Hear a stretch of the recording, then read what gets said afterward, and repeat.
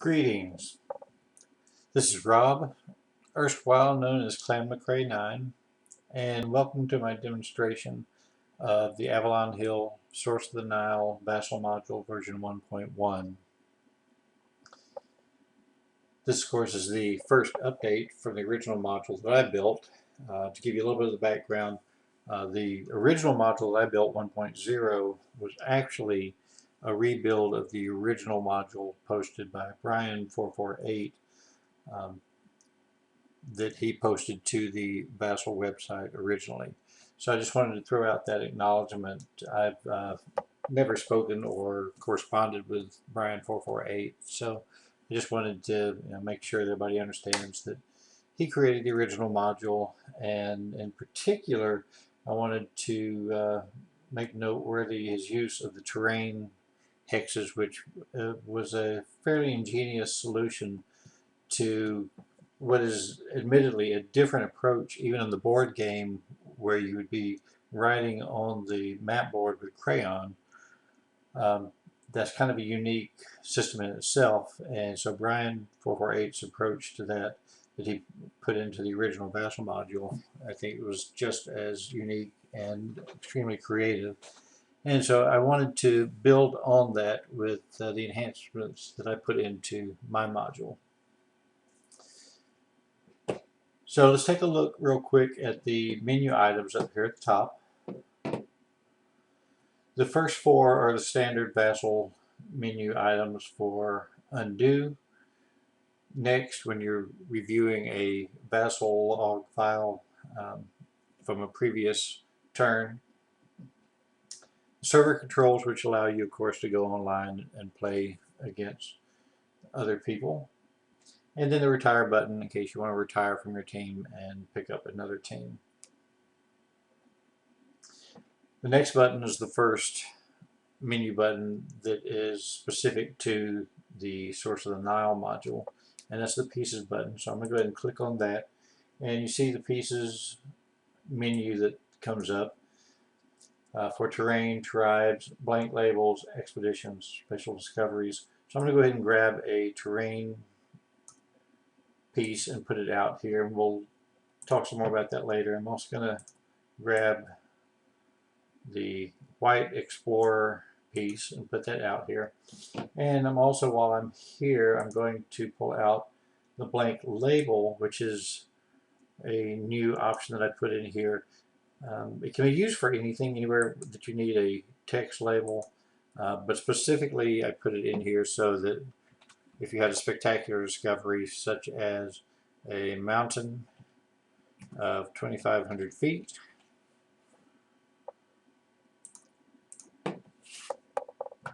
you could type that in and it will be permanently there, or at least permanent as far as the game goes, throughout the rest of the game that you're playing.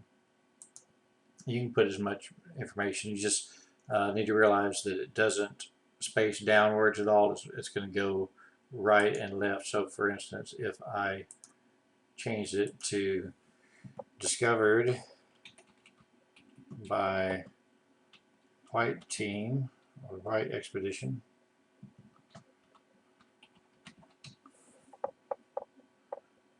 you would see that it extends beyond the hex. So you are kind of limited to what you can put in there, but it's still a good way to leave trail markers there of special discoveries. Okay, I'm going to close the Pieces menu. Next, we're going to look at the two dice rollers. The first one is a single die roller, and as you can see, it shows the historical record in the text window, as well as showing a graphical image of what was rolled for the die at the top. Same thing with the two dice roller. You see the individual dice graphically presented up at the top and added together in the text window. In Source of the Nile, I don't think there's any need to break out the individual rolls. They're always used cumulatively. So but in case you do want to know what the individual roles were, you can see them graphically. Okay, the next menu item is the cards window. I'm particularly proud of this. It looks, I think, somewhat better than the original physical board pieces. The original Avalon Hill game, the cards were basically card stock with perforated lines, no graphics, no pictures, and fairly small too. I think it was kind of a budgetary decision to print them that way. They were functional, of course, but just not very attractive. So I have re-imaged these with a little bit better, graphics, or a lot better graphics on the back, and reshaped them into the ratio of a 2.5, 3.5 poker style card, which I think enhances the enjoyment of the game quite a bit. You just move them over when you want to reveal. There's a lot of card reveals in this game, and just hold over it and you can see that it zooms up so it's large enough to read. Also, I'm going to put this back into the deck.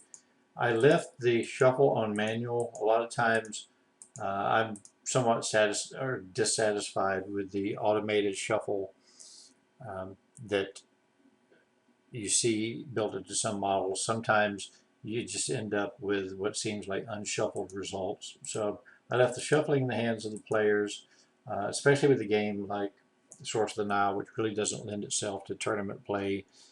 You could play a tournament, with it, of course, but I just don't see a whole lot of that activity going on. So I just left it as a friendly game for the most part that players could shuffle.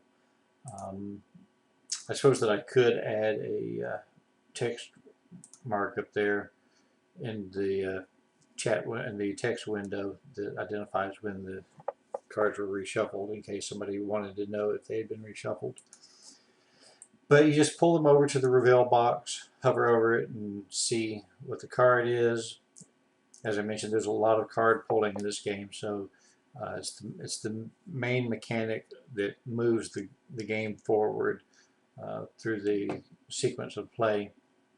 And then when you're finished with that card, you can manually move it over, or you can send card to the discard deck. And when you get out of cards, you can send them back to the draw deck. So that's the card window. The next menu item are the player logs, and the player logs received most of the attention for this update from 1.0 to 1.1. And the main thing that I did was a lot of automation, and we'll return back to that shortly, and I'll go over everything that the player logs does. Next is the expedition log. The expedition log, just so you know, it was not part of the original physical board game. It's a enhancement that Brian 448 put into his original module.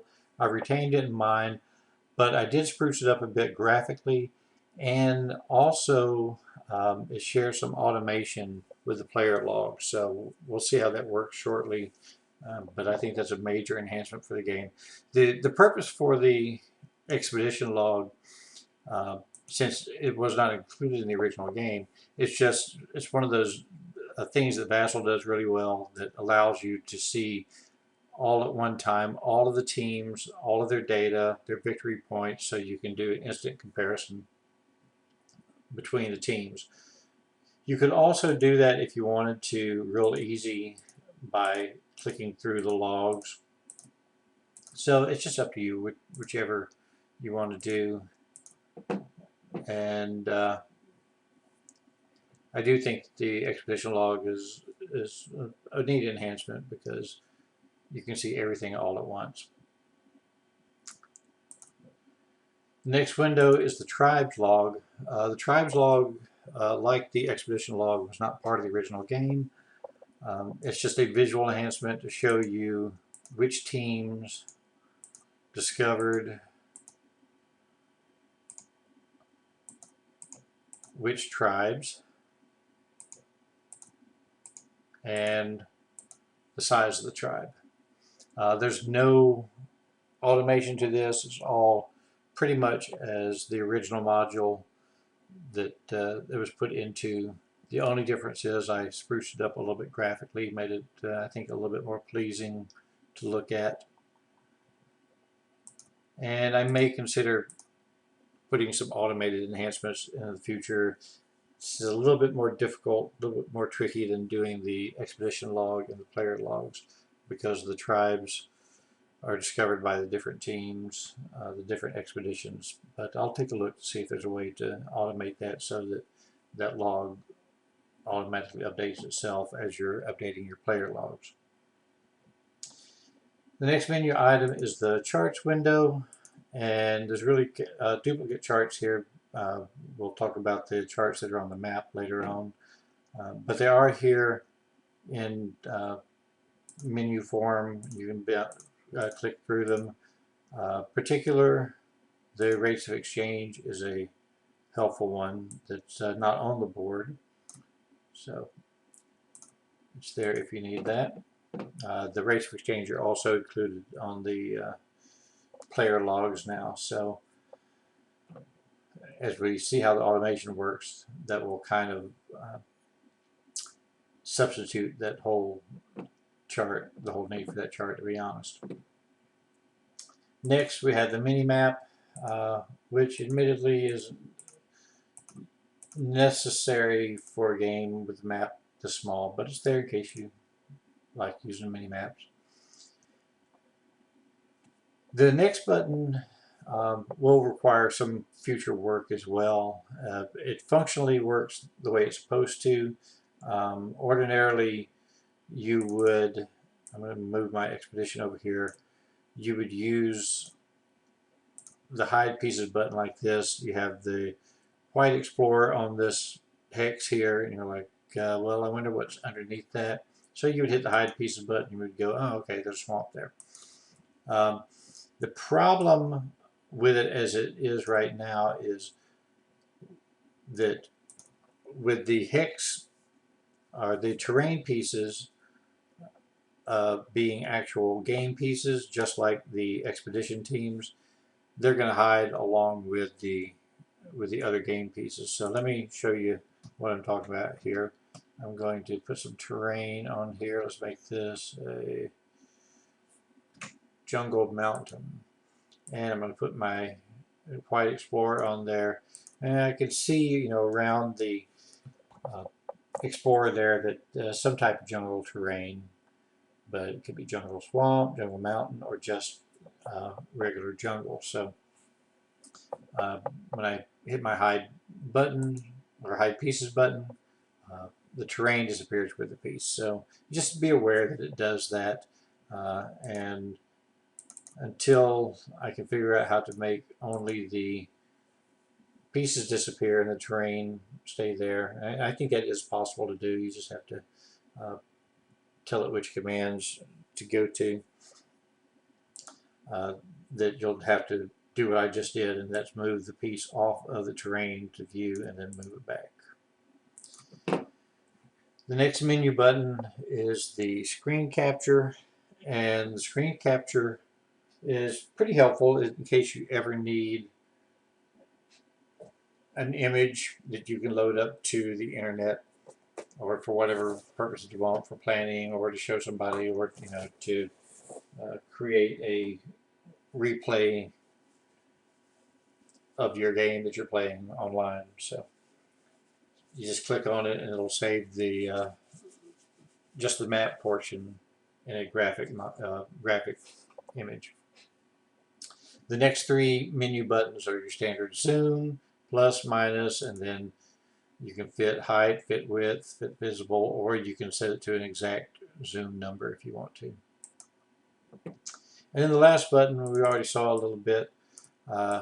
I added movement trail, which I think is pretty important with Swords of the Nile, because it's basically a solitaire game played with multiple people. And what I mean by that is there's not much interaction between the expeditions. So each expedition would go do their thing, and then turn the turn completely over to the next expedition.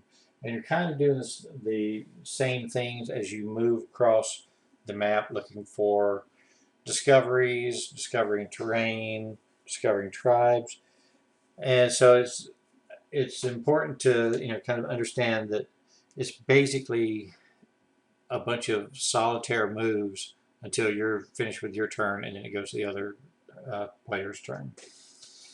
So the movement trail is kind of handy when you're doing that, especially if you're playing by email. You're doing a move and then you're sending it to somebody you're playing with, so they can see the exact movement that the pieces went during that turn.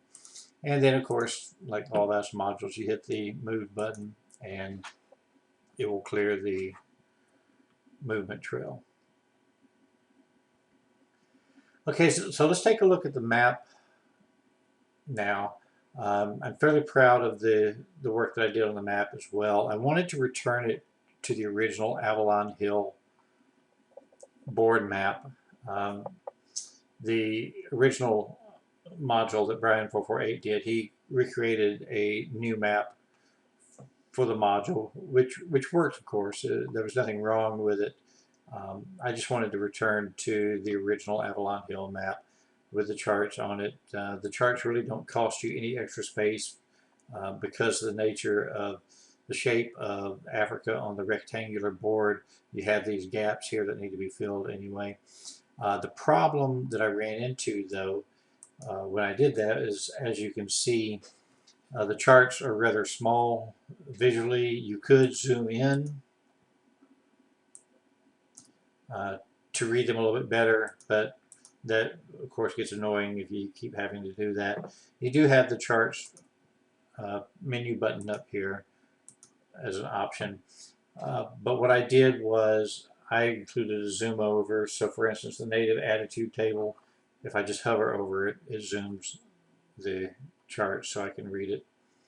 And that includes the terrain key as well as the sequence of events. So I think that worked out pretty well. The next thing on the map, it's not really a specific map function, but it is something that you see when you first bring the game up that's placed on the map. There's this piece here that says, discoveries are located here. Remember to shuffle the stack, then delete this piece when no longer needed. And that's just a reminder again that you need to shuffle the discoveries. So let's do that. I'm going to shuffle it 3 times. I like to do that at least at a minimum.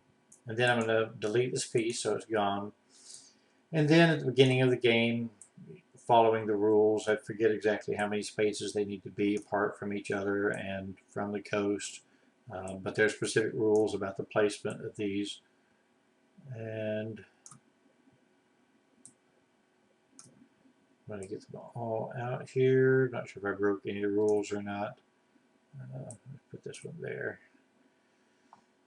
Okay, and so then our white explorer might come up upon this one. Move it back. Let's see what the discovery is. And that one's blank, so he didn't discover anything. So he comes across here. Let's see if he actually finds something or gets another blank. Ah, he discovered Dr. Livingston, so good for him. And so that's how the special discoveries work. They do exist in a deck over here, just so you know, so you can return them. Return to deck.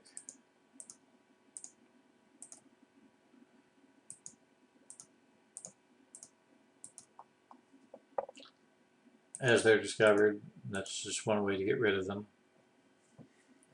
And let's get rid of my movement trail. And I think we're ready now to talk about the player logs. So I'm going to bring up the player log as well as the expedition log so you can kind of see how these two work together. And the other thing that I'm going to do is I'm going to bring up the rule book over here on my other monitor, and I'll bring it over so you can see it in a minute. If you're familiar with the Source of the Nile rule book, I believe the second to last page, it has some sample expeditions that the creators of the game put in the rule book just to help you get started. Basically, you're given $1,000 to spend on the expedition, and so you can buy canoes, bears, guides, muskets, askaris, gifts, rations, horses.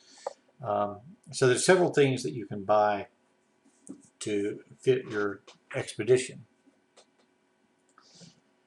And so I'm going to build the canoe expedition that's used as an example in the rules, just to show you how that works.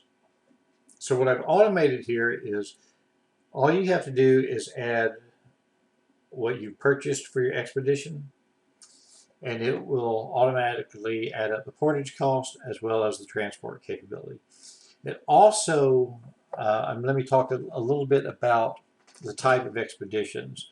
The game gives you 3 choices for expedition type: canoe, mounted, or on foot. And so the player log will identify what type of expedition that you're building.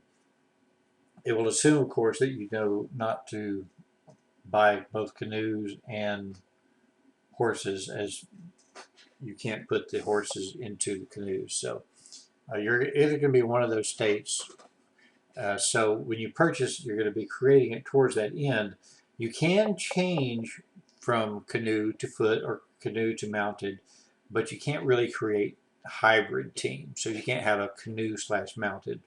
You're either going to be canoe until you decide to give up your canoes and buy some horses later on, or come up across some horses and give up your canoes, or vice versa. Or what is more likely is that your animals die, or you lose your canoes through some type of disaster, and you end up on foot anyway. So just be aware that there's flexibility there to change from one type to the other, but you do not have the ability to create a canoe / mounted expedition, because it's not really designed that way in the rule book. So let's go ahead and build this sample. So reading from the rules, first of all, I'm going to set my explorer, which is 1. I left that as a choosable item, even though that's always going to be 1. It's never going to be 2. It's never going to be 0. It's never going to be greater than 2. So it will always be 1. I'm going to go ahead and make this guy a anthropologist, and I'm going to add my askaris. It says I get 6 askaris.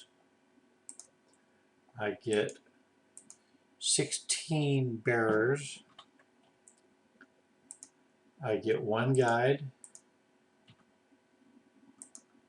And I'm going to halt right there, and we'll talk a little bit what the log has already done. So if you look, it has totaled the number of people in my expedition, which is 24. It's calculated the cost for each item purchased, or person purchased in this case, or hired is probably a better word. And so we're at $510. But what I want you to note here is that I haven't purchased any canoes yet, and I haven't purchased any mounted animals, horses. And so at this point, the game log is interpreting that this is a expedition on foot. So having done that, it's saying that I have 160 points for transport capability due to my 16 bearers. Now I want you to watch what happens as soon as I add my canoes. Now it knows that I'm not going to be on foot.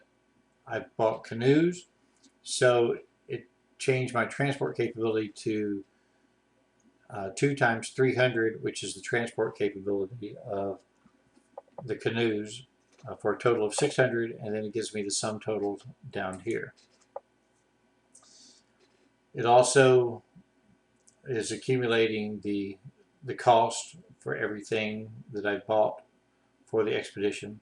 And it's also, because this is a canoe expedition, calculated the portage cost of 24 individuals that are going to be moving in these canoes. So there's a portage cost for that.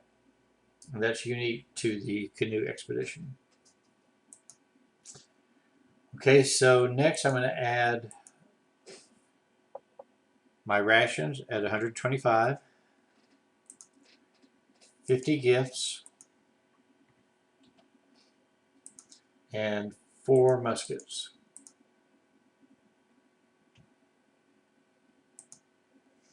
And as you can see, I came out right at $1,000. I'm going to bring the rule book over here real quick, and you can see this is what I was building, the canoe expedition at $1,000 with a portage cost of $539. See if I can move that out of the way. Yep, there's my $539 portage cost and my transport capability of 600. Okay, so that worked perfectly.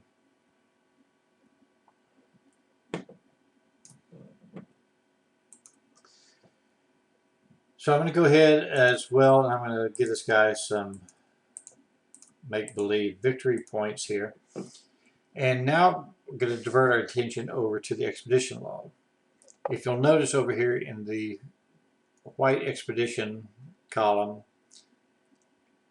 it has automatically taken the sums and the data from the white player log and calculated over here into the expedition log. So there's my 1 guide, 6 Ascari, 3 victory points, 16 bearers, no animals, 2 canoes, transport capability of 600, rations of 125, gifts of 50, 4 muskets, 0 bonus items yet because I haven't really discovered anything, 360 on portage cost for the canoes, and a total portage cost of 539. And that pretty much sums up everything that the new module does. I'm really proud and happy of the way that it turned out. I do think that it's going to be beneficial to new players coming in, and even players who've been playing a while, to just quickly build an expedition, as well as using the expedition log there to during the game to get a quick eyeball view of what's going on with all of the different expeditions. So this pretty much sums everything up. I do hope that you're interested and give the Vassal module a try. As I said, I will continue to keep adding enhancement to it as I think of them. And if anybody has any suggestions that you would like to send to me that you would like to see the module do, you can email me at clanmccrae9vassal@yahoo.com. That's all I have. Thank you.